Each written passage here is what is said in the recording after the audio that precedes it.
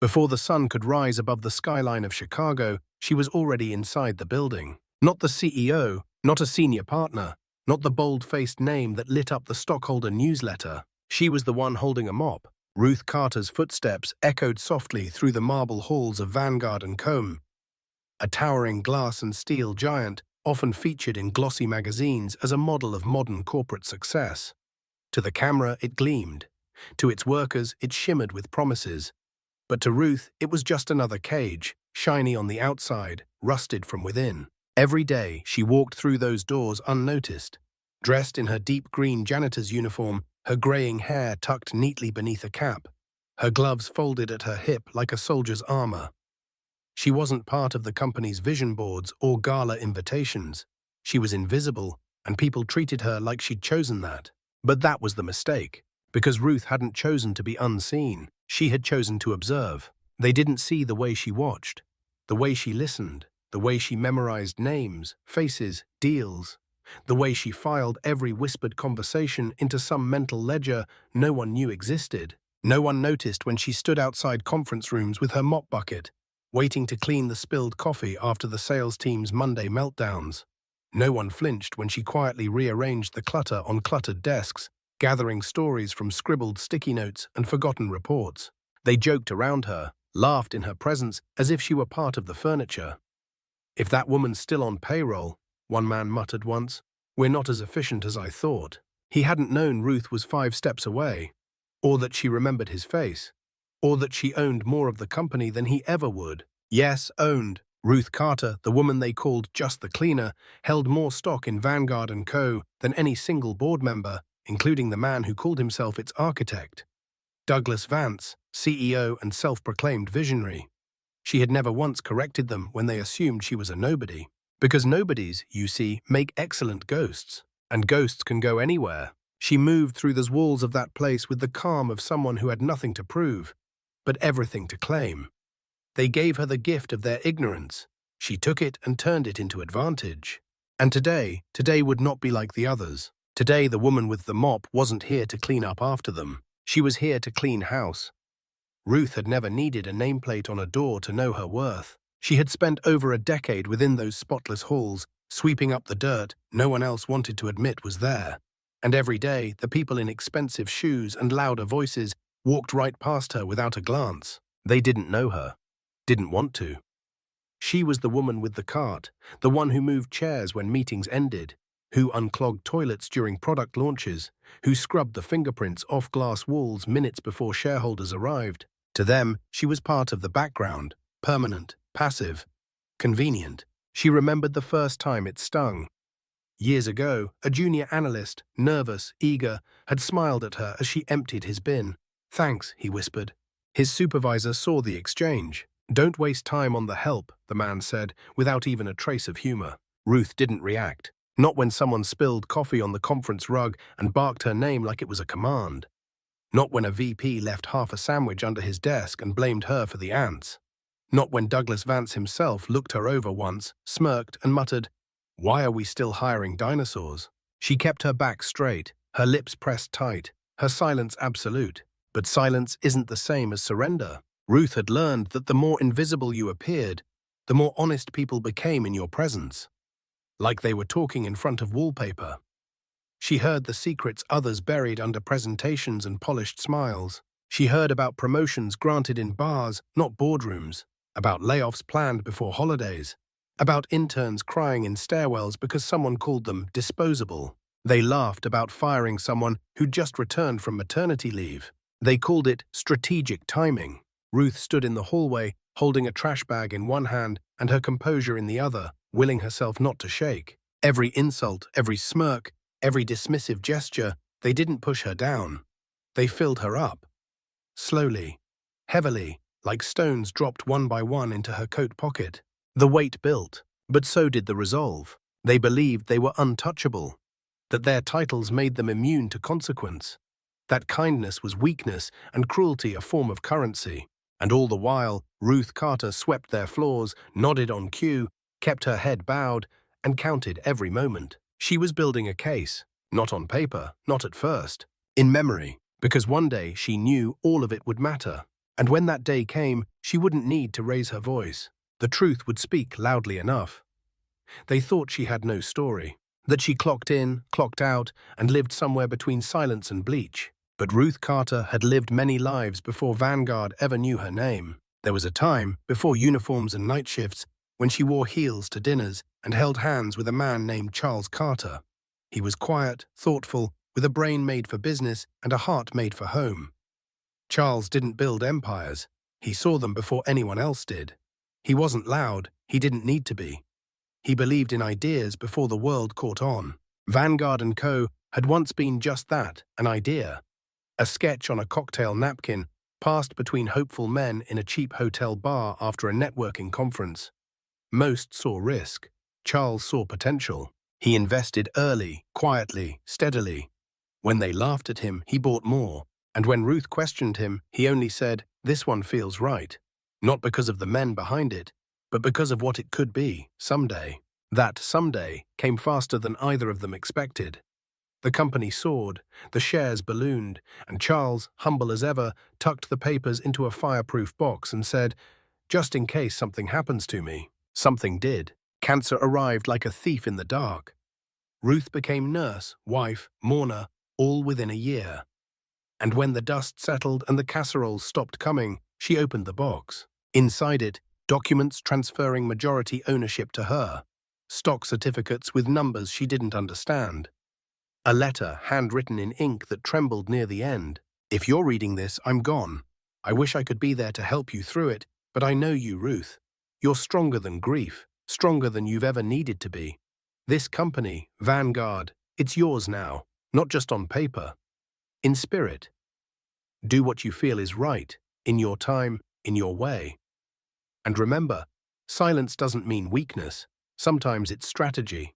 Ruth cried that night, not for the company, but for the man who believed she could carry it. For a while, she did nothing. The weight was too much, the world too sharp, the grief too raw. She watched from afar as Vanguard grew, changed, rebranded, and glistened. When they sent her a yearly report with Charles's name still listed, she didn't correct them. She liked it that way. Let them forget. Let them assume. She didn't need to be seen yet. But life, as it does, changed her shape. Bills came. Insurance ran dry. And one morning, while watching the world from a window too small, Ruth saw a job posting. Custodial staff, night shift, Vanguard & Co. She smiled. It wasn't revenge she felt. It was curiosity. What does a company look like up close when they think no one is watching? She took the job, quietly, didn't cash out the shares, didn't tell a soul, not even her children. And as she wiped windows and emptied bins, she watched the same men who shook Charles's hand betray every principle he'd admired in them. She wasn't just seeing failure, she was seeing rot from the inside. And Charles's letter echoed again. In your time, in your way. Her time was coming. Her way would be nothing like they expected. Ruth knew that power didn't roar, it whispered, and so she whispered back. The moment she decided to act didn't come with a trumpet or lightning flash. It came during a Tuesday evening shift, fluorescent lights humming, the building mostly empty. She was wiping down a glass wall outside a private lounge when she heard them. Two senior executives, half drunk, bragging like frat boys with six-figure salaries. "Honestly, we could axe 15 people next quarter and boost optics. No one would even notice, the bottom half's dead weight anyway. They should be grateful we let them stay this long. Most of them are, what, mid-40s? That's practically retirement in this game." Laughter, ice clinking, a toast to arrogance. Ruth didn't move, didn't breathe, just stood with the cloth in her hand and let their words etch themselves onto her skin like scars. She wasn't just hearing cruelty, she was hearing strategy. Cold, calculated cruelty backed by spreadsheets and smiles. That night, she didn't sleep. She sat at her kitchen table, same as always. But this time, she opened a new notebook. Not for groceries, not for to-do lists. For war. She listed every conversation she'd overheard. Names, dates, context. She jotted patterns. Who always left the meeting first? Who covered for whom? Which floors had locked file rooms? She made maps of alliances, remembered which assistants flinched, which interns disappeared after complaints, which HR doors were always closed. Then she made a second list. Allies. There weren't many, but she didn't need an army. Just a few with conviction. First, she called Marissa Lane, a former HR director who had been quietly pushed out years ago after trying to investigate a harassment claim that reached the boardroom. Ruth had once helped her carry boxes to the elevator. She still remembered how Marissa's hands shook as the doors closed. "Ruth," Marissa asked when she picked up, "is everything okay?" "I think it's finally time," Ruth said, "to finish what you started."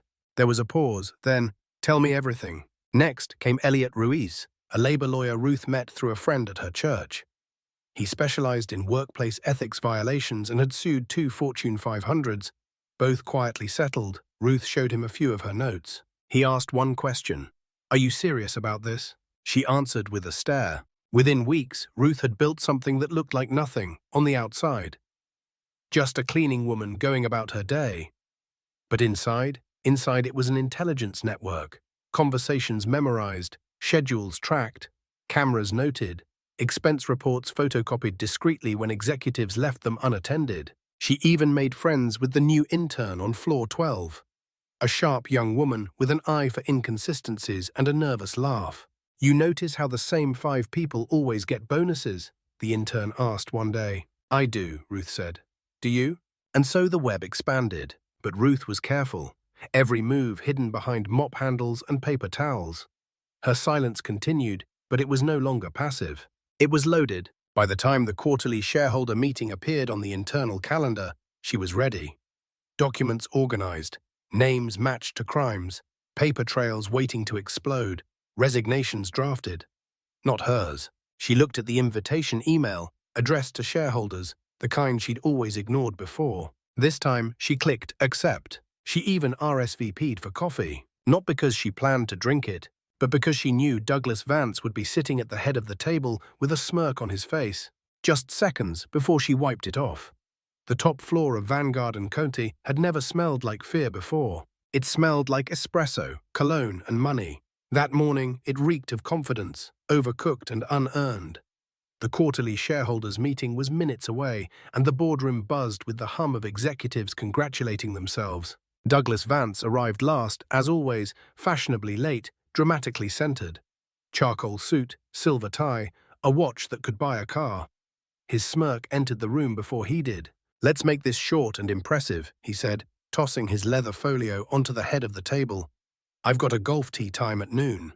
Laughter, nods, the usual hierarchy games. The walls gleamed, the coffee steamed, and Ruth Carter pushed open the door. Nobody looked up. She rolled in a cart with water pitchers and glasses, routine, forgettable, until she didn't leave. She stepped forward, calm, steady, silent for just long enough to make them uncomfortable. "Excuse me," she said, voice even, low. Douglas barely turned. "Now's not the time." But Ruth wasn't waiting for permission. "It is, she replied. "Exactly the time." She reached into the cart and pulled out a thick folder. Vanguard's logo embossed, tabs poking out like the teeth of a waiting animal. She laid it gently in front of Douglas, then another before the CFO, another for legal. One by one, she distributed the truth, neatly bound. "Ms. Carter," one board member began, confused. "What is—" "A report," Ruth said, "on what this company has become, compiled by someone who's been watching for years." The room shifted, postures tensed, eyes flickered down to the papers. Douglas laughed, small and sharp. "Okay, this is amusing," he said. "You don't belong in this meeting." Ruth turned her gaze to him, calm as a still lake. "I own 52.3% of Vanguard's shares," she said. "I belong in every room." Silence cracked like a gunshot. Douglas blinked. "That's impossible. That's—" "My name is on every certificate," she said. "Charles Carter was my husband. He believed in you once. I've been cleaning up after that mistake for 10 years. Faces turned white. A younger board member flipped to the second tab of the report. Expense fraud. The third, internal emails buried by HR. The fourth, testimonies, statements, time-stamped logs. "I have proof of unethical terminations, covered-up complaints, inflated bonuses, insider deals, and personal misconduct," Ruth said. "If you'd like, I can summarize out loud, or you can keep reading." Douglas stood. "This is a stunt. Security will—" "No, they won't," came a voice. It was Marissa Lane, seated quietly at the far end of the room. She wasn't on the schedule. Ruth nodded toward her. "Former HR, dismissed for doing her job. She's back, on my invitation." And I've corroborated every point in this folder, Marissa added. This isn't a rebellion, it's an audit. Douglas looked around the table, his allies no longer meeting his gaze. You think you can just walk in here and take everything? I already have, Ruth said. And then she made it official. I motioned for a vote to remove Douglas Vance as Chief Executive Officer, effective immediately. No one moved, until someone did. Then another, and another. Hands rose. Douglas shook his head. You can't do this. You're a cleaner. I was, Ruth said.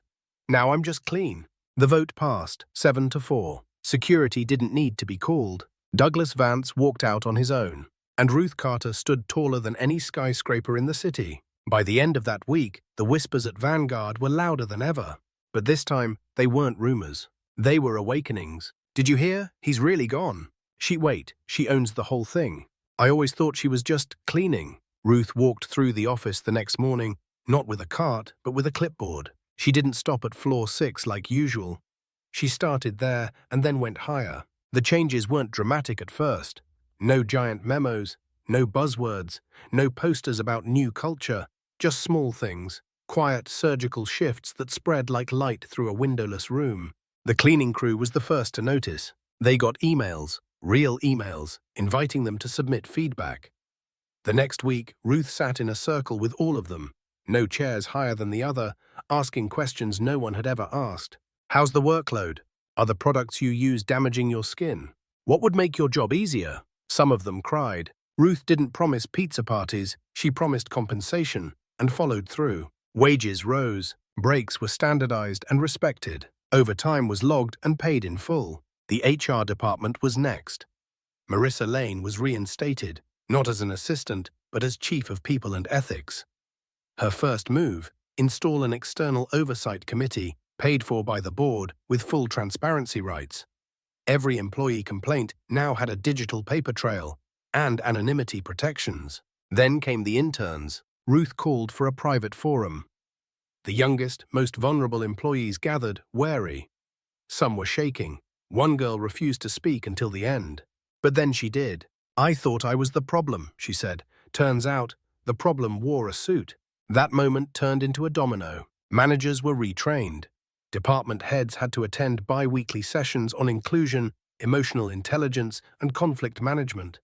Anyone who skipped them was issued a warning, even the board. Bonuses were restructured from buddy rewards to impact-based metrics, decided not just from the top down, but 360-degree feedback. There were no parades, no launch parties, just a slow, deliberate reshaping. The company started to breathe again. And Ruth? She didn't sit in the CEO's office. She turned it into a shared planning hub. Whiteboards instead of mahogany, shared desks instead of corner power chairs. Her desk? Still by the window, but near the floor she had worked on for years. One afternoon, she paused at the break room, watching 2 employees chat freely, laughing, not whispering. She recognized the barista who now ran front reception, the data analyst who used to eat lunch alone, now mentoring a new hire. The walls weren't just cleaner, they were lighter. And then came the letter, typed, hand-delivered, from someone who once asked why they still kept the maid around.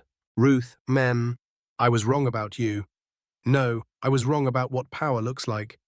Thank you for proving what leadership actually is.